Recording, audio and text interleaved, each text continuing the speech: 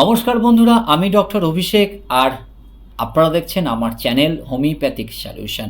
Homeopathic solution শুধু এখন আমার চ্যানেল নয়, এটা আপনাদের চ্যানেল হয়ে গেছেন। আপনারা সত্যিকারের অর্থেই সাবস্ক্রাইব করছেন, লাইক করছেন, অনেকে ফোন করছেন আমার নম্বরে এবং জানতে চাইছেন বিভিন্ন রোগ নিয়ে, তার সত্যিকারের কোন ওষুধ আছে সেই ওষুধও কিন্তু আপনারা জানতে চাইছেন। তবু আমি বলবো যে আপনাদের আশেপাশে যদি কোনো রকম হোমিওপ্যাথ ডাক্তারবাবু থাকে তার সঙ্গে কিন্তু আপনারা আলোচনা করে নেবেন এই সমস্ত ওষুধ সম্পর্কে। তো আজকে অনেকে আপনারা জানতে চাইছিলেন যে এই রোগটি নিয়ে আপনি একটা ভিডিও করুন, কারণ এই রোগটা আমাদের প্রায়শই ভোগাচ্ছে। অনেকের ক্ষেত্রে আমরা দেখতে পাচ্ছি তারা এই রোগে আক্রান্ত হচ্ছেন এবং জীবনটা একটু দুর্বিষহ হয়ে উঠছে, হাঁটা চলা কষ্ট হয়ে যাচ্ছে, শোয়া বসাও কষ্টকর হয়ে যাচ্ছে। তো এই রোগটি কিন্তু অনেকেই জানেন, কারণ অনেকের বাড়িতেই এই রোগের রোগীরা রয়েছেন। সেই রোগটার নাম হচ্ছে স্পন্ডালাইটিস। আজকে আমরা এই স্পন্ডালাইটিস রোগ নিয়ে আমরা আলোচনা করব মূলত, এবং স্পন্ডালাইটিস রোগের হোমিওপ্যাথিতে কি ভালো ভালো ওষুধ আছে সেই ওষুধ নিয়েও আলোচনা করব, কিভাবে সেই ওষুধগুলো খাবেন সেসব নিয়েও আমরা আলোচনা করব। অবশ্যই ভিডিওটা স্কিপ করবেন না, শেষ পর্যন্ত আপনারা ভিডিওটা দেখবেন এই অনুরোধ রাখছি। আর অবশ্যই যেটা বারবার আমি বলি যে সাবস্ক্রাইব করবেন, যারা এখনও পর্যন্ত আমার এই হোমিওপ্যাথিক সলিউশনটি সাবস্ক্রাইব করেননি বন্ধুরা, আপনারা অবশ্যই সাবস্ক্রাইব করে দেবেন, একটা লাইক করবেন। আর মতামত যে বক্স রয়েছে, কমেন্টস বক্স রয়েছে, সেই বক্সেও কিন্তু আপনারা বিভিন্ন ধরনের মতামত আপনারা করতে পারেন, কেমন লাগছে বা কী রোগ নিয়ে আপনারা আলোচনা চাইছেন সেগুলো কিন্তু আপনারা মতামত আপনারা জানাবেন। আপনাদের মতামত নিয়েই কিন্তু আমি পরবর্তী ভিডিও আমি তৈরি করব।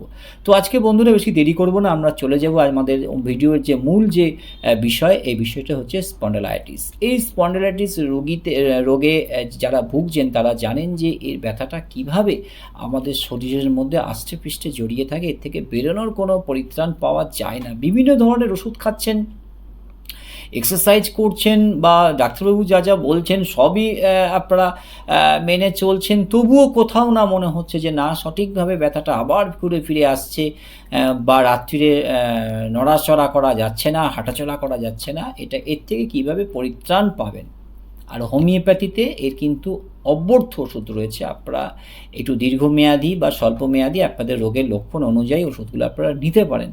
আর যেটা আরও একবার বললাম যে এই ওষুধগুলো নেওয়ার আগে অবশ্যই আপনারা আপনাদের যে এলাকায় নিকটবর্তী যে অঞ্চলে যদি কোনো হোমিওপ্যাথ ডাক্তারবাবু থাকে তাদেরকে কিন্তু আপনারা দেখিয়ে নেবেন ওষুধগুলো। তো আসুন আমরা জেনে নেব স্পন্ডালাইটিসটা কী। স্পন্ডালাইটিস বা স্পন্ডাইলোসিস এই দু ধরনের যে রোগ আমাদের শরীরের মধ্যে রয়েছে, সেটা হচ্ছে একটা আর্থ্রাইটিস মতো একটা ব্যথা হয়, মূলত স্পাইন এবং ঘাড় এবং মাজায় এর প্রভাব বেশি। জয়েন্টেও কিন্তু স্পন্ডালাইটিসের ব্যথা তার প্রভাব বিস্তার করতে পারে। এবং স্পন্ডালাইটিস এবং স্পন্ডালাইসিস কিন্তু একটু দু ধরনের ভিন্ন রোগ, কিন্তু তার মধ্যে কিছু সিমিলারিটিও রয়েছে। আপনার শরীরে বিভিন্ন জায়গায় ব্যথা হচ্ছে, ঘাড়ে ব্যথা হচ্ছে, ঘাড় ঘোরাতে পারছেন না, ঘাড়ে মনে হচ্ছে ফিকের মতো ব্যথা করছে, এদিক ওদিক ঘোরানো যাচ্ছে না, ঘাড়টা পুরো স্টিফ হয়ে যাচ্ছে এবং ঘাড় থেকে একটা ব্যথা নিচে নেমে যাচ্ছে এবং মাজার চারদিকে প্রচণ্ড পরিমাণে ব্যথা হচ্ছে। আপনারা ডাক্তারবাবুর কাছে গেলেন, ডাক্তারবাবু আপনাকে ঘাড়ে বা মাজা বা স্পাইনে কিছু অঞ্চলে এক্স রে করতে দিলেন। তো এক্স রে করার পর ধরা পড়লো যে আপনি স্পন্ডালাইটিসে আক্রান্ত হয়েছেন। তো সেই ক্ষেত্রে ডাক্তারবাবু তার ওষুধ দিলেন, ওষুধ লিখলেন, আপনারা নিলেন বা স্পন্ডালাইটিসের হাত থেকে কী করতে হবে সেগুলো করলেন। তো হোমিওপ্যাথি পদ্ধতিতে আমি বলে দেবো যে যদি আপনাদের স্পন্ডালাইটিস হয়ে থাকে তো সেক্ষেত্রে আপনারা কোন ওষুধ আপনারা নিতে পারেন, কোন ওষুধ আপনার সঙ্গে বন্ধুর মতো কাজ করবে।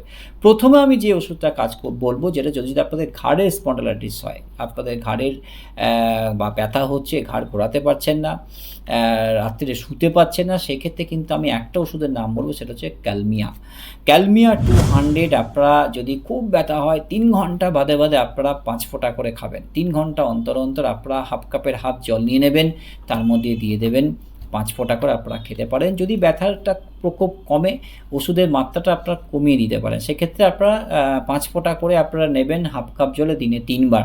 এইভাবে ওষুধের মাত্রা বাড়বে বা কমবে। আপনারা মনে রাখবেন ওষুধের নাম হচ্ছে ক্যালমিয়া 200। আরও একটি ওষুধের নাম বলবো যেটা হোমিওপ্যাথি তেও খুব সুন্দরভাবে আপনাদের স্পন্ডালাইটিসের ব্যথা কমায়, সেটা হচ্ছে রাস্টাক্স। রাস্টাক্স 200 আপনারা নিতে পারেন সন্ধেবেলায় রাস্টাক্স 200 আপনারা হাফ কাপ জলে 5 ফোঁটা নিয়ে নিন এবং এটা খান বেশ কয়েকদিন ব্যথা না কমা পর্যন্ত। এবং হোমিওপ্যাথিতে আমি যেটা বলবো সেটা হচ্ছে শুধুমাত্র স্পন্ডালাইটিস রোগের মোকাবিলা করার জন্য একটি ওষুধ বেরিয়ে গেছে, তার নাম হচ্ছে ভার্গব কোম্পানির স্পন্ডিন ড্রপ। ভার্গব কোম্পানির স্পন্ডিন ড্রপ, এই ড্রপটি আপনারা 25 ফোঁটা করে নিতে পারেন হাফ কাপ জলে দিনে 3 বার খাওয়ার পরে। স্পন্ডিন ড্রপ কিন্তু খুব ভালো কাজ করছে, মূলত ঘাড়ের যে যন্ত্রণা, ঘাড়ের যে স্পন্ডালাইটিস ঘটিত যে যন্ত্রণা, এই যন্ত্রণার হাত থেকে বাঁচার জন্য স্পন্ডিন ড্রপটা কিন্তু খুব ভালো এফেক্টিভ, এটা আপনারা নিতে পারেন।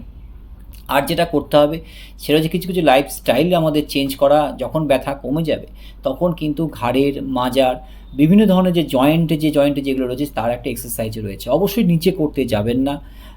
আপনাদের আশেপাশে যদি কোনো ফিজিওথেরাপিস্ট যদি কেউ থাকে তার কাছে আপনারা যান, তিনি সঠিকভাবে আপনাকে গাইডলাইন বেঁধে দেবেন, এক্সারসাইজগুলো দেখিয়ে দেবেন, কীভাবে এক্সারসাইজ করবেন তার মতামতই অবশ্যই আপনারা চলবেন। উষ্ণ গরম জলে স্নান করুন, আর বিছানাটা একটু শক্ত রাখুন, নরম বিছানা রাখবেন না, একটু শক্ত বিছানা রাখুন। আর ঘাড়ে যদি কারো স্পন্ডালাইটিস হয়ে থাকে তাহলে আপনারা বালিশ ছাড়া শোয়া অভ্যাস করুন, মাথায় বালিশ দেবেন না। নিজের পক্ষে যদি নাই দিতে পারেন তাহলে শক্ত একটা চাদর আপনারা ভাঁজ করে মাথায় দিতে পারেন। এই ওষুধগুলো খান আর অবশ্যই এক্সারসাইজ করুন, একজন দক্ষ ফিজিওথেরাপিস্ট তিনি বলে দেবেন। আর ভালো থাকবেন এই সব কিছু মেনেই। আর ফিরছি আরও একটি ভিডিও নিয়ে, আশা করি এই ভিডিওটি আপনাদের ভালো লাগবে। অবশ্যই সাবস্ক্রাইব করতে ভুলবেন না, মতামত জানাবেন। সুস্থ থাকুন, ভালো থাকবেন। নমস্কার।